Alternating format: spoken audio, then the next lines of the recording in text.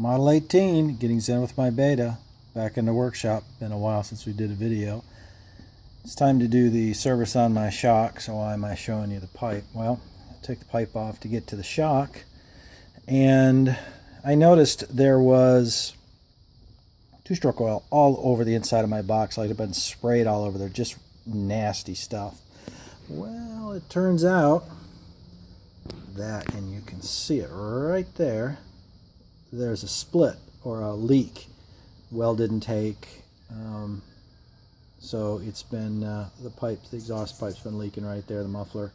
So I'm going to grind that back and fix that with a little JB Weld. But I don't know about you, and I hope I don't hurt anybody's feelings, but overall I've never been super impressed with FMF's quality. They tend not to pressure test a lot of their stuff. This should never have happened. I've had leaks from FMF products before, so I don't know. Whatever, it is what it is. But we're going to grind that back, fix that with some JB Weld, make her nice, and it won't be spraying all over the inside of the airbox.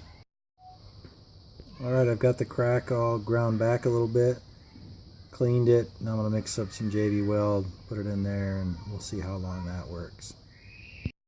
Okay, that's the JB Weld on it. Let that cure, and I might do a little pressure test on this, see how it holds, but I'm sure it'll be fine, and we'll see how long it lasts. If not, we'll grind it away and break out the welder. Really hate welding the thin stuff here, but if we need to, we will.